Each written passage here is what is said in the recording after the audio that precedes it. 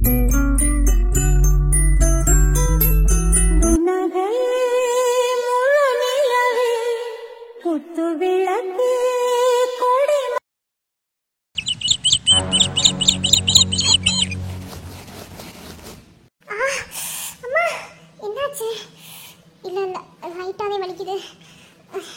நாள் வீட சுத்தம் பண்ணேடா அப்படியே ஒட்டட போறான் சேர்ந்து போயிருது. என்ன வயிறு வலிக்குது அப்பா, என்ன கொஞ்சமா தானே வலிச்சது, இப்ப என்ன ரொம்ப அதிகமா வலிக்கிற மாதிரி இருக்கு. அம்மா 5 மாசம் கூட என்ன முழுசா ஆகலையே, ஏன் இப்படி வலிக்குதுன்னு தெரியலையே.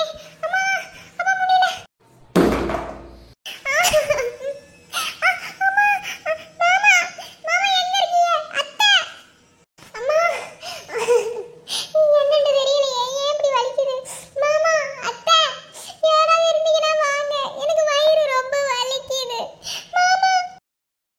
இல்ல லதா, பூரா கணக்கு எழுத வேண்டாம். பூரா கணக்கு எழுதினாலே எங்கேயாவது இடிச்சு போடுது, அது கணக்கு பார்க்க முடியல. நீங்க முக்காவாசி கணக்கு மட்டும் எழுதுங்க, மீதி கணக்கு என் பொண்டாட்டி வந்து எழுதுவா.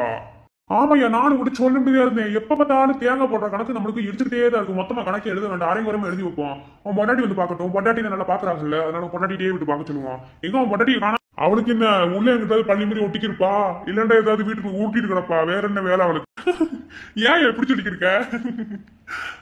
ஆமா, அவங்க ஆத்தா வீட்டுல அங்கிட்டு ஓடி தெரிஞ்ச பிள்ளை, இப்படி கல்யாணம் பண்ணி கூட்டு வந்த பிள்ளை மட்டும் அந்த பிள்ளை அப்புறம் அங்கிட்டு ஓடத்தானே செய்யும். மாசமா இருக்கு கேள்விப்பட்டேன். ஆமா தத்தா, இப்பதான் 4 மாசம் கிட்ட ஆக போகுது. இன்னைக்கு செக்அப் போறது நினைச்சுட்டு இருந்தோம்.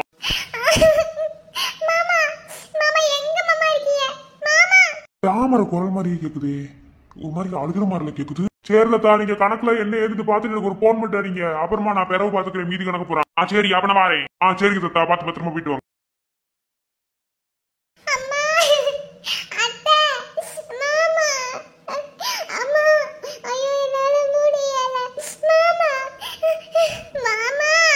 இல்ல தாமரை குரல் தான். அந்த வாரேன் தாமரை, எங்கம்மா இருக்க?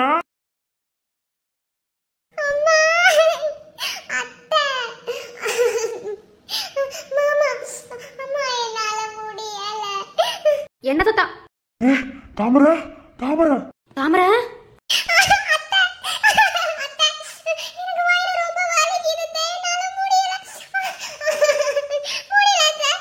தாமரை என்ன சொல்லிக்கிருக்கா? இன்னைக்கு தானே செக்அப் போட சொல்லிக்கிருந்தோம். என்ன?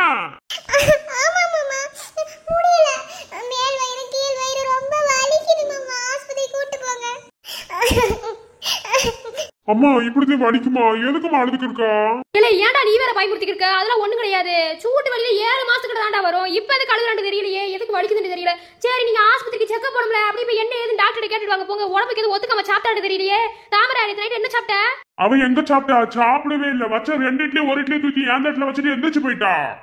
இப்படி இருந்தா என்னதுக்கு ஆகுறது? ஒரு மாசமா இருக்கப்பல நல்லா வங்க வதக்கிட்டு திங்க வேண்டாமா? எந்திரிச்சு ஆஸ்பத்திரி கூட்டிட்டு போ. எந்திரிச்சு போட.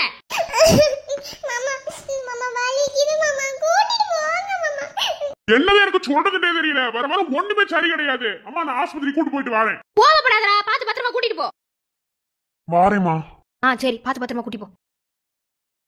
என்னதையும் சொல்றதுன்னே தெரியல, ஒரு கூறுபாடு இல்லாம இருக்கிறாளே, நான் என்னதையும் பண்ணுவேன். ஒரு மாசமா இருக்கும், வங்க வதக்கிட்டு அதை எதையும் திங்க வேண்டாமா? என்னதையும் சொல்றது தெரியல. சரி சின்ன பிள்ளை தானே இருக்கு, நாம தான் அனுசரிச்சு போகணும். பாத்துட்டு வரட்டும்.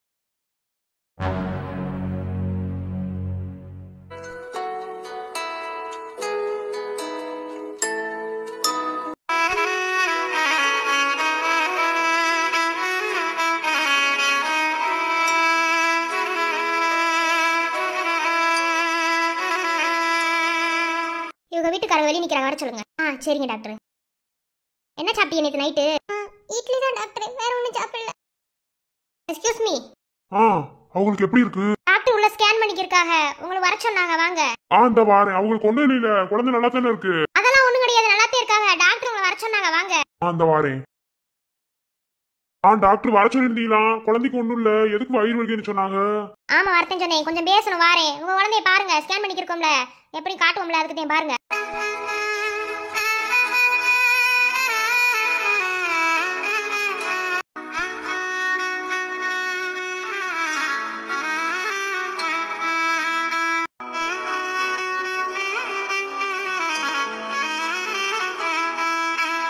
எதுக்கு அழுதுக்கு இருக்க? அங்க வார நம்ம பாப்பாவ.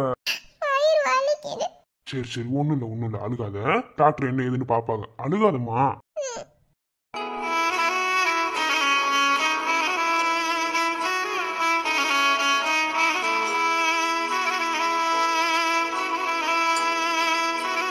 சரி, குழந்தை நல்லா பாத்துருப்பேன்னு நினைக்கிறேன். குழந்தைக்குலாம் ஒண்ணும் கிடையாது. குழந்தை நல்லா சத்தாத்தே இருக்கு. குழந்தைய தாங்குற தாய்க்குதே சுத்தமா சத்து கிடையாது உடம்புல. அப்படியா? என்ன டாக்டர் சொல்றீங்க? நல்லாதே சத்தானதை வாங்கி கொடுக்குறோம், சாப்பிட மாட்டேங்கிறா டாக்டர். என்னத்தை கொடுத்தாலும் வேணாம் சொல்லி ஒதுக்கி விடுறா. அதுவே பண்ணக்கூடாது. என்ன 4-5 மாசத்துக்கிட்ட ஆகி போச்சு, இன்னமா ஒரு மாசமா இருக்கா ஒழுங்கா சாப்பிடாம இருக்காங்க. 3 மாசம் வரைக்கும் வாந்தி வந்து வச்சுக்கிருவோம். அது கூட உங்க பொண்டாட்டிக்கு ஒழுங்கா வந்திருக்காது. என்ன அது ஒவ்வொருத்தவங்களுக்கு உடம்பு பொறுத்துதே. என்ன அதனால நல்ல சாப்பாடு கொடுங்க, சத்தான பொருளை சாப்பிடணும், பச்சை பயிர்ல சாப்பிடணும்.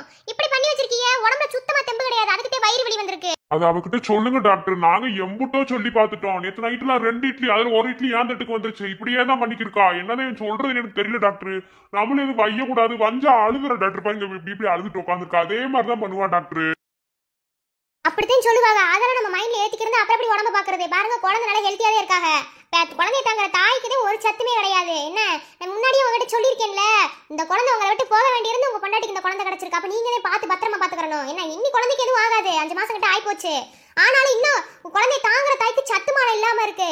நல்ல சத்தான பொருளா வாங்கி கொடுங்க. சரியா? மாசம் செக்கப் வாங்க. 1 மாசம் வரையே 1 மாசம். ஐயோ டாக்டர், நான் சொல்லிக்கிட்டே தான் இருக்கேன். மாசம் போவோம். ஏதாவது வலி வந்துச்சுன்னா என்ன எதுன்னு கேட்பேன். எதையுமே காதுல வாங்குறது கிடையாது. ஏதாவது பேசுற நம்ம கிட்ட பதில் பேசி போடுறது. நீங்க வச்சு லெசன் எடுங்க, அப்புறம் நான் பாத்துக்கிறேன் வீட்டுக்கு போய். இங்க பாருங்க தாமரை, இப்பெல்லாம் இருக்க கூடாது. நல்லா தாயை போல பாத்துக்கிறதுக்கு இந்த மாதிரி ஆள் இருக்கும்போது அப்புறம் எப்படி பண்ணிக்கிறீங்க? சாப்பிடவே முடியாது. இருந்தாலும் குழந்தைக்காக சாப்பிட்டே ஆகணும். என்ன இப்ப தெரியாது, பிரசவ தப்பதான் எல்லாமே தெரியும். சுகப்பிரசவம் ஆகணும்னா நல்ல சத்தான பொருளா இப்போதே வாங்கி சாப்பிடுங்க. ஆபரேஷன் பண்ணி குழந்தை எடுத்தோம்னு வச்சுக்கோங்க. அம்பிடுத்தேன் ஒரு டாக்டர் நானே சொல்றேன். அதாவது வலிக்காம புள்ள பெத்துக்கிறது ஆபரேஷன்.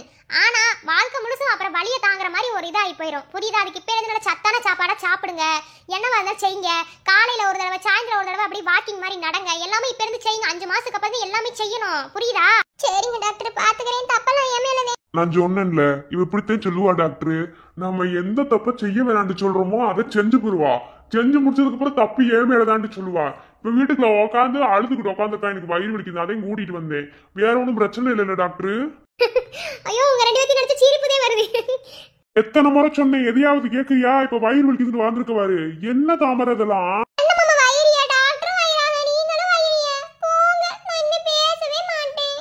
அடியே இது ஆஸ்பத்திரி. இங்கேயே அழுகிறாளே, என்னத்த சொல்ல? அழுகாதடி.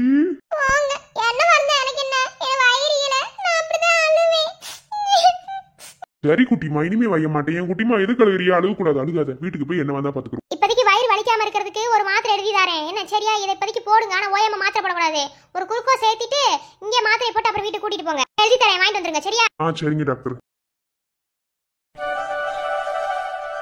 வேலை முக்கியந்தே, அதுக்காக உடம்ப பார்க்காம இருப்பீங்களா? உடம்பையும் பாருங்க. இப்படி இருந்தீங்கன்னா அப்புறம் எப்படி?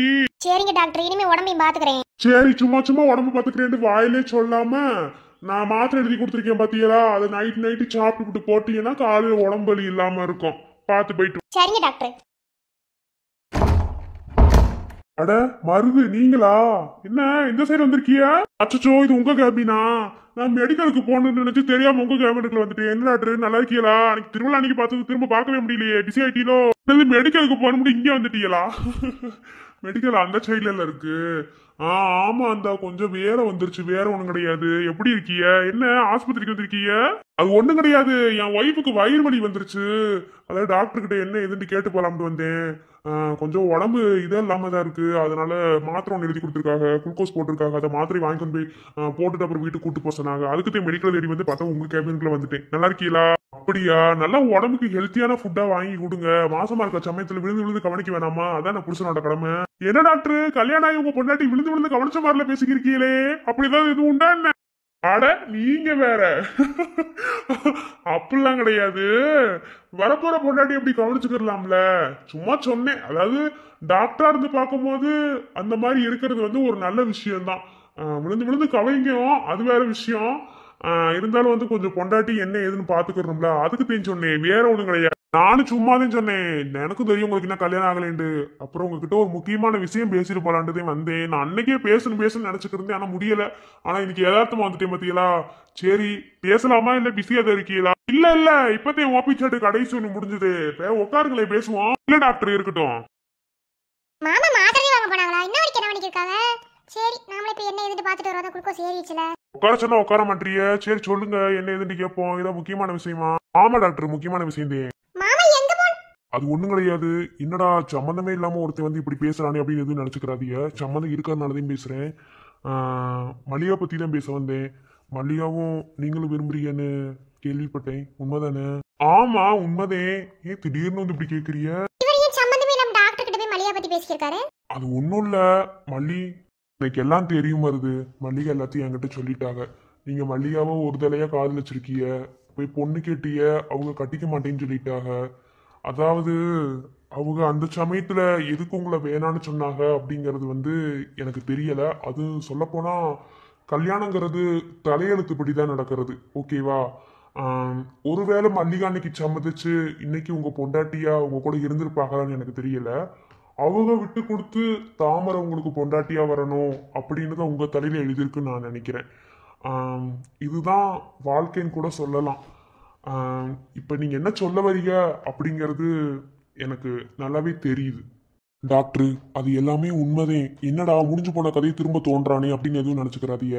மல்லிகா இதை உங்ககிட்ட சொல்லிடுவா அப்படிங்கிறது எனக்கு நல்லாவே தெரியும். ஆனா இப்ப நான் என்ன சொல்ல வரேன்னா, நெசமாவே சொல்றேன் டாக்டர், மல்லிகா மாதிரி ஒரு பொண்ணு யாருக்குமே கிடைக்க மாட்டாங்க. நான் சின்ன வயசுல இருந்து மல்லிகா மேல ஆசை வச்சிருந்தது உண்மைதேன். ஆனா மல்லிகா மனசுலயும் அந்த மாதிரி ஒரு ஆசை இருக்கும் அப்படின்னு நான் நினைச்சேன். ஆனா அது இல்ல. பரவாயில்ல. அதாவது அவங்களுக்கு பிடிச்ச மாதிரி தானே வாழ்க்கை இங்க அமைச்சுக்க முடியும். நம்மளுக்கு பிடிச்சிருச்சு அப்படிங்கிறதுக்காக ஒருத்தவங்களை போய் நம்ம டிஸ்டர்ப் பண்ண முடியாதுல்ல. அந்த மாதிரி எனக்கு விவரம் தெரிஞ்சதுல இருந்து மல்லிகாவை தெரியும். சின்ன வயசுல இருந்தே கஷ்டம் மட்டும்தான் பட்டிருக்கா. என்ன அவங்களோட பாதி லைஃப் உங்களுக்கு தெரியும் நான் நினைக்கிறேன். இன்னும் மீதி லைஃப் சொல்லியிருக்க மாட்டாங்க. ஏன்னா நீங்க கஷ்டப்படுவீங்க அப்படின்ற எண்ணம். அதாவது நம்மளை சந்தோஷமா வச்சுக்கிறவங்களை நம்ம ஒருபோதும் கஷ்டப்படுத்திடக்கூடாது அப்படிங்கிற அந்த சின்ன மனப்பான்மை நம்ம மல்லிகா கிட்ட இருக்கு. என்ன அதனாலதான் சொல்றேன், நீங்க மல்லிகாவை எப்படி நினைச்சீங்க அப்படின்னு எனக்கு தெரியல. அவங்களும் சொல்லியிருப்பாங்க உங்ககிட்ட, நீங்க பெரிய இடத்து பையன், என்னை ஏமாத்தி பெறுவிய அப்படிலாம் சொல்லியிருப்பாங்க. இது பொண்ணுங்களோட குணம். இது யாருனாலையும் மாற்ற முடியாது. அதாவது ஏழையா இருக்கிற ஒரு பொண்ணுக்கு பணக்கார வீட்டுல ஒரு பையன் வந்தா ஒண்ணு ஏமாத்துறவன வருவான், இல்லையா எல்லாத்தையும் விட்டு கொடுத்துட்டு அந்த பொண்ணுக்காகவே வாழ்றவனும் இருக்கான். இந்த ரெண்டு விஷயத்திலையும் பொண்ணுங்க ரொம்பவே யோசிப்பாங்க. அதுவும் மல்லிகா வந்து தெரியும், எல்லாமே உங்களுக்கு தெரியும். எதையும் நான் சொல்லணும்னு கிடையாது. நீங்க டாக்டர் தான், நீங்க எவ்வளவு சொத்து வச்சிருக்கீங்க, நீங்க எவ்வளவு பெரிய ஆளு, அதெல்லாம் நான் தெரிஞ்சுக்க விரும்பல டாக்டர். அதாவது நான் விரும்பின பொண்ணு, நான் பொண்ணு கேட்ட உங்க வீட்டு வாசல்ல போய் நின்ற போது மல்லிகா என்னை வேணான்னு சொன்னதுக்கு பின்னாடி என்ன காரணம் இருந்துச்சோ அது எனக்கு தெரியல. ஆனா அதை நான் பெருசா எடுத்துக்கிறல. அது அப்போதைக்கு மாறிடுச்சு. ஆனா இன்னைக்கு நான் உங்ககிட்ட என்ன சொல்றேன்னா, எந்த சூழ்நிலையும் மல்லிகாவை மட்டும் யாருக்காகவும் விட்டு கொடுத்துடாதீங்க டாக்டர். அந்த மாதிரி ஒரு பொண்ணு கிடைக்கிறதுக்கு நீங்க ரொம்ப ரொம்ப கொடுத்து வச்சிருக்கணும் நான் சொல்றேன்.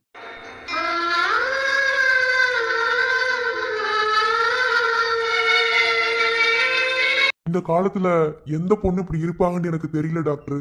ஓப்பனா சொல்லணும்னா மல்லிகா மனசுல ஏகப்பட்ட காயங்கள், கஷ்டங்கள், வெளியே சொல்ல முடியாத சோகங்கள் எல்லாமே இருக்கு. ஆனா அது எல்லாத்தையும் மறைச்சுக்கிட்டு தான் குடும்பத்துக்காகவே தன்னோட வாழ்க்கையை அர்ப்பணிச்ச பொண்ணு டாக்டர் அந்த பொண்ணு. என்னதே எனக்கு அத்தை மகளா இருந்தாலும் அவன் மேல சின்னதா ஒரு ஈர்ப்பு இருந்தது உண்மைதே. ஆனா என்னைக்கு அவன் மனசுல நான் இல்லைன்னு தெரிஞ்சதோ அப்பவே தூக்கி எறிஞ்சிட்டு என் வாழ்க்கையை நான் தனியா பார்க்க ஆரம்பிச்சுட்டேன் டாக்டர். அப்ப நீங்க கேட்பீங்க ஒரு வார்த்தை, அப்ப ஏன்டா அவளை பத்தி வந்து என்கிட்ட சொல்லிக்கிருக்க அப்படின்னு சொல்லி. அதாவது உங்க இடத்துல யாரா இருந்தாலும் அதை கேட்கத்தான் செய்வாங்க. நான் என்ன சொல்ல வரேன்டா, நான் விரும்பி மல்லிகா என்னை விரும்பல அப்படின்னு தெரியும் போது அது எனக்கு வேதனை தான். ஆனா என்னைக்கு அது தெரிஞ்சதோ நான் தூக்கி எறிஞ்சிட்டு போயிட்டேன். இருந்தாலும் அந்த ஃபீலிங்ஸ் கொஞ்சமாவது இருக்கத்தானே செய்யும் டாக்டர். நான் எதுக்காக இவ்வளவு தூரம் பேசுறேன்னா, சின்ன வயசுல இருந்து ரொம்ப கஷ்டப்பட்ட பொண்ணு டாக்டர். எனக்கு விவரம் தெரிஞ்சதுல இருந்தே நான் பார்த்துருக்கேன். என்ன இப்போ மனசார உங்களை விரும்பும் போது நீங்க அவளை எந்த ஒரு சங்கடமும் சோகமும் இல்லாம பத்திரமா பாத்துக்கணும் அப்படின்னு உங்ககிட்ட கேட்டுக்கிறேன் டாக்டர். இன்ன வரைக்கும் நான் மல்லிகா கிட்ட பேசவே இல்லை. அன்னைக்கு அவங்க வீட்டுல போய் பொண்ணு கேட்டதுக்கு அப்புறம் இன்ன வரைக்கும் ஒரு வார்த்தை கூட நான் பேசல. பேசாம இருக்கேன்னா அது வேற விஷயம். ஆனா இன்னைக்கு மல்லிகா பத்தி உங்ககிட்ட இவ்வளவு தூரம் சொல்றேன்னா, நீங்க யாருக்காகவும் மல்லிகா விட்டு கொடுத்துடக்கூடாது எந்த சூழ்நிலையும். ஏன்னா அவ்வளோ விஷயங்கள் அவளுக்குள்ள இருக்கு டாக்டர்.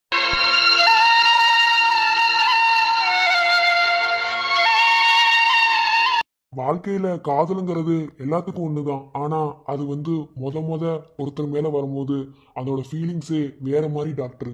அதெல்லாம் எடுத்து என்னால சொல்லவே முடியாது. விடுங்க, நான் எதுக்கு உங்ககிட்ட பழசெல்லாம் பேசிக்கிருக்கேன். நான் சொல்றேன் ஒரே ஒரு விஷயம், மல்லிகாவை நல்லா பார்த்துக்கோங்க, யாருக்காகவும் விட்டு கொடுத்துடாதீங்க. அது ஒண்ணு மட்டும்தான். தங்கமான பொண்ணு டாக்டர். இதுக்கு மேல சொல்றதுக்கு எதுவும் இல்லை. உங்க மேல ஆரம்பத்துல வெறுப்பு இருந்துச்சு, ஆனா இப்போ அப்படி கிடையாது டாக்டர். ஏன்னா என்னோட குடும்பம் தனியாயிருச்சு, இனி உங்களோட குடும்பம் தனி ஆக போகுது. நீங்க மல்லிகாவை கல்யாணம் பண்ணிக்கிட்டு அந்த குடும்பத்தை உங்க ஆணி வேறாட்ட தாங்கணும்னு நான் கேட்டுக்கிறேன். ஏன்னா அந்த பாக்கியம் எனக்கு கிடைக்கல. அது எனக்கு கிடைச்சிருந்தா கூட நான் மல்லிகாவை நல்லா பார்த்துக்கிட்டு இருந்திருப்பேனா அப்படின்னு எனக்கு தெரியல. ஆனா இப்போ உங்களை நினைக்கும் போது நீங்க நல்லா பார்த்துக்கிருவீங்க அப்படிங்கிற நம்பிக்கை எனக்கு இருக்கு. சரி டாக்டர், நான் ஏதாவது வருத்தமா பேசியிருந்தா என்னை மன்னிச்சுக்கிறேங்க. நான் வாரேன். மாமா, நிஜமாவே உங்களை கட்டிக்கிட்டதுக்கு நான் என்ன புண்ணியம் பண்ணேன்னு தெரியல மாமா. இப்படி ஒரு புருஷன் எனக்கு கிடைச்சதுக்கு எவ்வளவு பெரிய மனசு உங்களுக்கு.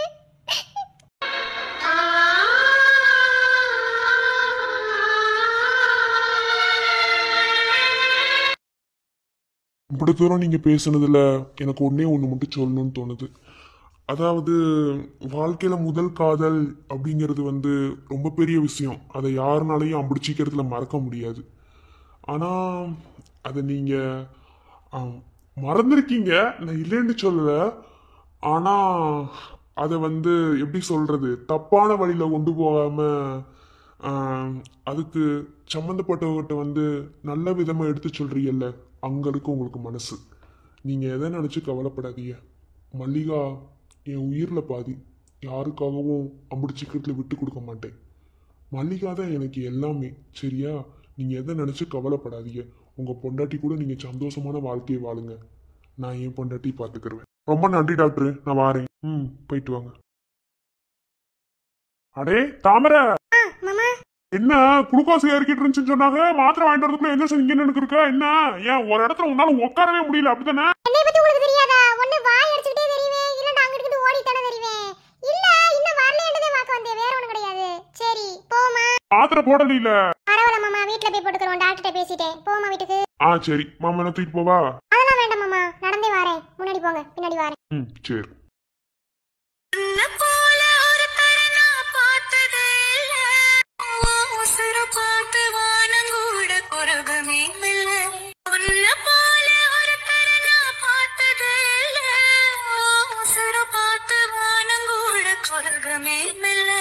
சாமி போல வந்தவனே, கேட்க முன்னே தந்தவனே, நான் வழங்கும் நல்லவனே, நல்ல உள்ள கொண்டவனே, ஒட்டு மொத்த சென்மாய்க்கு கோசம் போனிதானே.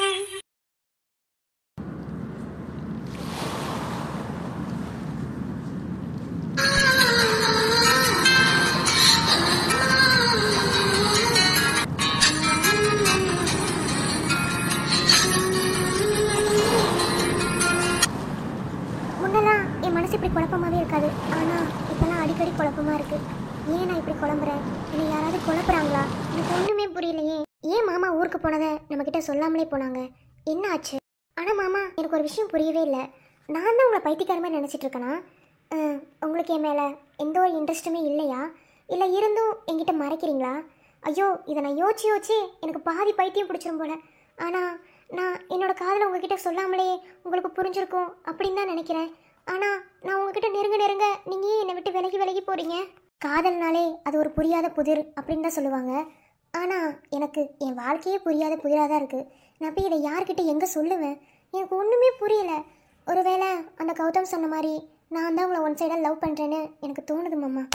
பரவாயில்ல மாமா, அது புரியாத புதிராக இருக்கிற வரைக்குமே ரொம்ப சந்தோஷம். என்னைக்கு அதுக்கு விடை கிடைக்குதோ அன்னைக்கு நீங்கள் என்ன புரிஞ்சுப்பீங்கன்னு நான் நம்புகிறேன். அது வரைக்கும் உங்களுக்காக உங்கள் நினைப்போடையே நான் காத்துக்கிட்டு இருப்பேன் மாமா, எவ்வளோ நாள் ஆனாலும் சரி. பூவின் முகவரி காற்று அறியுமா, என்னையும் மனம் அறியாதா, பூட்டி வைத்த என் ஆசை மேகங்கள் உன்னை பார்த்ததும் பொழியாதா, உனக்கெனவே காத்திருந்தாளே காலடி மேகள் முளைக்கும், காதலில் வலியும் இன்பம் தானே. உன்னை தவிர இங்கு எனக்கு யாரடி, உனது நிழலிலே ஓய்வெடுப்பேன், உனது சுவாசத்தின் சூடு தீண்டினால் மரணம் வந்தும் நான் உயிர் தெழுவேன். உன் முகத்தை பார்க்கவே என் விழிகள் வாழுதே, பிரியும் நேரத்தில் பார்வை இழக்கிறேன் நானடி. சீக்கிரமா வேலையை முடிச்சிட்டு பம்பு செடிக்கிட்ட நில்லுங்கன்னு சொன்ன ஆளு தானே இன்னும் வரக்கானா? இவன் அந்த டாக்டர் தானே, இவனுக்கு பம்பு செடிக்கிட்ட என்ன வேலை? ஆஸ்பத்திரியில இருக்காம எப்ப பார்த்தாலும் பம்பு செடிக்கிட்ட வந்து நின்னுக்கிறியா? நான் வாரேன்.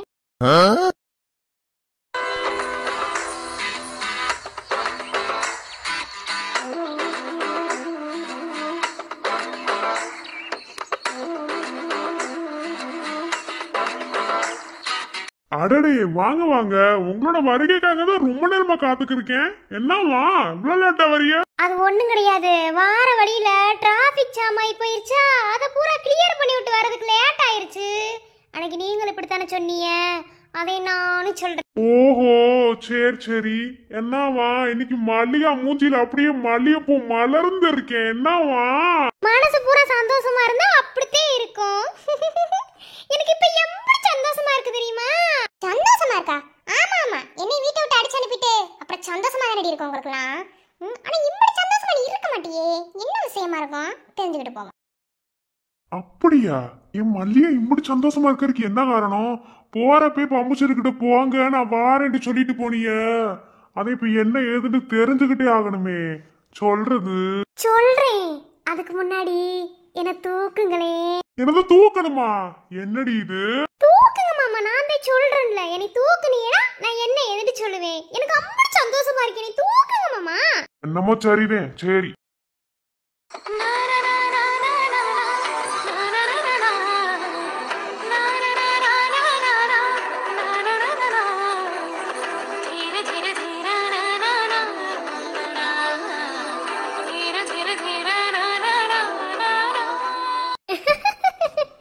ஐயோ எப்படி சந்தோஷமா இருக்கு.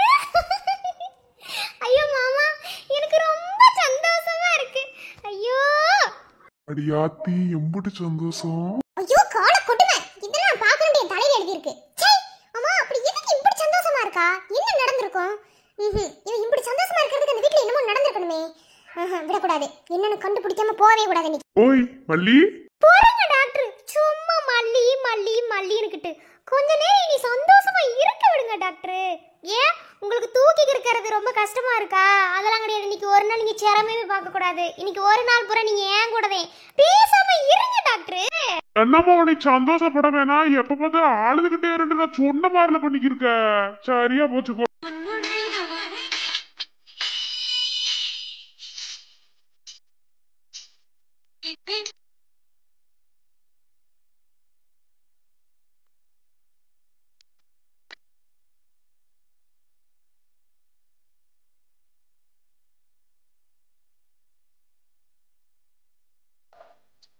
ஏ குட்டிமா, என்னால சஸ்பென்ஸ்ல தாங்க முடியாதுடி. என்னன்னு சொல்லு.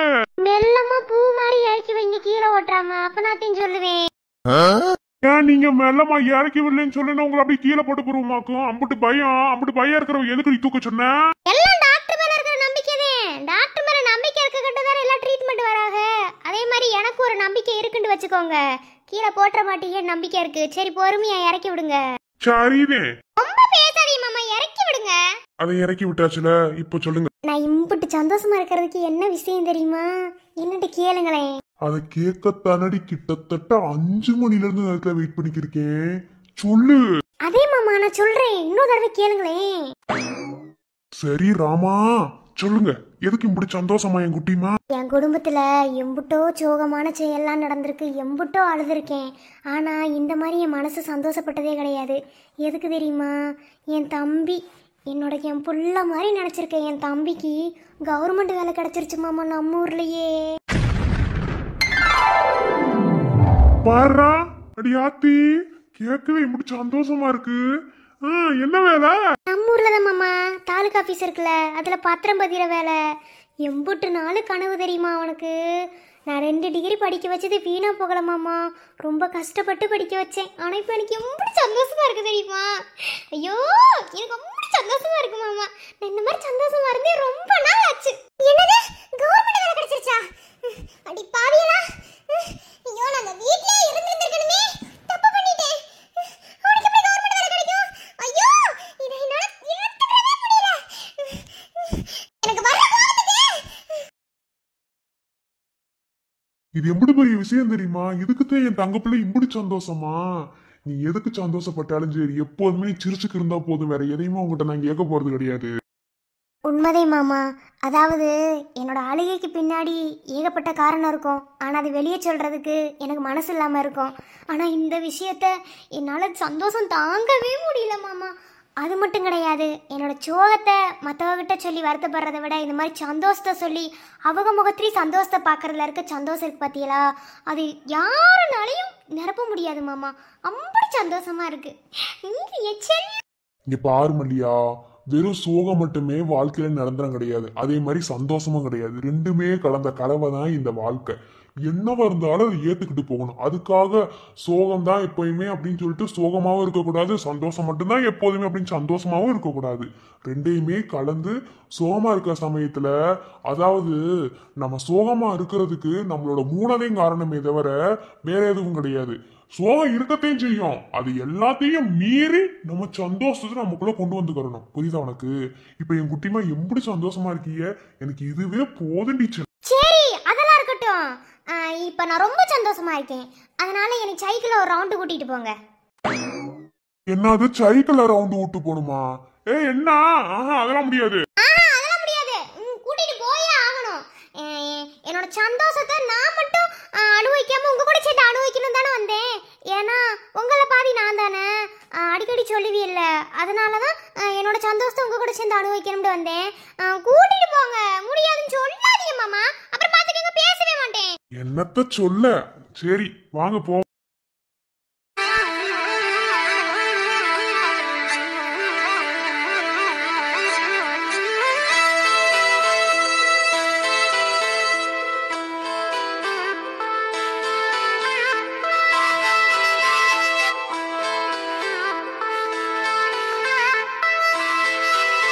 என்ன இப்ப நல்லா சந்தோஷமா குடுகுடுன்னு இருக்குமே? ஒரு டாக்டர் சைக்கிள் ஓட்ட விட்டியல்ல? ஏன் ஓட்ட மாட்டீங்களா? எனக்கா இது கூட செய்யலடா. என்ன டாக்டர் நீங்க? வைத்தியம் பாக்குற டாக்டர் தான், வேற என்ன நாங்க சொன்னோம். சரி உங்களுக்கு ஒரு வைத்தியத்தை பார்த்து விடவா? ஆத்தி, நீங்க வைத்தியம் பாக்குற லட்சணம் எனக்கு நல்லாவே தெரியுமாமா. அது இருந்துட்டு போகட்டும். ஆமா, எனக்கு ஒரு சந்தேகமாமா. எல்லாரும் ரோட்லயும் சைக்கிள் ஓட்டுவாங்க, நீங்க ஏன் ஒரு படியா வரப்புல ஓட்டிக்கிருக்கீங்க? ஆமா, இல்ல ரோட்ல தானே ஓட்டுவாங்க. இல்ல நீ சைக்கிள போலான்னு சொன்னவும் நேரா சைக்கிள் எடுத்தமா, அதே நேரா வரப்புல கொண்டு வந்து விட்டுப்புட்டேன். வேற ஒண்ணும் கிடையாது. சரி ஓட்டல வரப்புல ஓட்டுன நம்ம விட்டா நிலவுக்கே போவோம் இப்படியே சைக்கிள்ல. ஆமா, நீங்க யாரு? டாக்டர்ல நேரா சைக்கிள நிலவுக்கே விட்டுருவீங்க ஒரே முறுக்கா முறுக்கி. சரி, நேரா பார்த்து போங்க. காதல் மயக்கத்துல கொண்டு போய் முள்ளுக்குள்ள விட்டு பிராதியே அம்பிடுதே. வந்துருச்சுல வாயில இருந்து. அப்ப என் மேல நம்பிக்கை இல்லாமதே இந்த சைக்கிள் ஏறி உட்காந்துருக்கீங்க. என்ன நாங்க கொண்டு போய் எப்படி முள்ளுக்குள்ள விட்டு போருவேன் அப்படிங்கிற ஒரு பயம். அப்படி கிடையாது டாக்டர், நான் சொல்றதே உங்களுக்கு விளங்கலன்னு நினைச்சுக்கிருக்கேன். அதாவது நீங்க சைக்கிள் எடுத்து ரோட்ல ஓட்டினா, ரோட்ல விழுந்தா கூட எவனாவது வந்து என்ன ஏதுன்னு எட்டி பார்ப்பாங்க. இப்படி வரப்புல கொண்டு விட்டு முள்ளுக்குள்ள விட்டு விட்டீங்கன்னா யார் வந்து காப்பாத்துவேன்னு நினைச்சுக்கிருக்கீங்க? யாரும் காப்பாத்த மாட்டாங்க. ரெண்டு பேரும் உள்ளே கடக்க வேண்டியதே. ஏன் முள்ளுக்குள்ள விழுந்தா கூட என் கூட ஒன்னா இருக்க மாட்டீங்களா?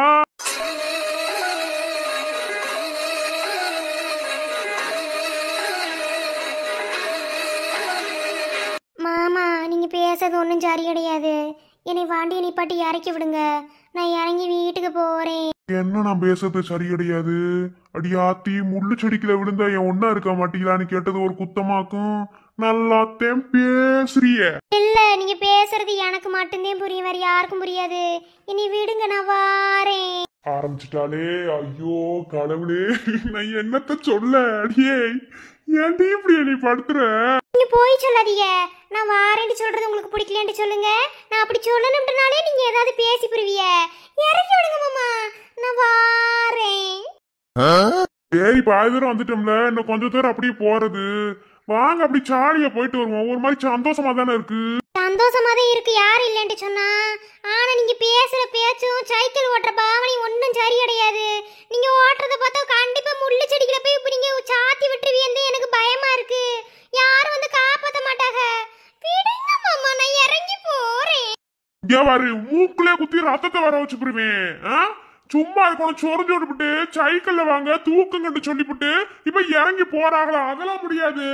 ஆஹா, சும்மா இருக்கணும் உசு பேத்தி விட்டாச்சு. என்னால ஒண்ணுமே செய்ய முடியாது. இப்ப சைக்கிள்ல போயதே ஆகணும். ஆஹா, முள்ளுச்செடிக்குள்ள விழுந்தாலும் சரி. இப்படி சொன்னதுக்காகவே உன்னை முள்ளுச்செடிக்குள்ள தள்ளி விடுவேன் நானு. ரொம்ப தான் வயிறிய. சரி, உங்க ஆசைக்கு வேணா போவோம். அப்படி பார்த்து சைக்கிளை ஓட்டுங்க மெல்லமா.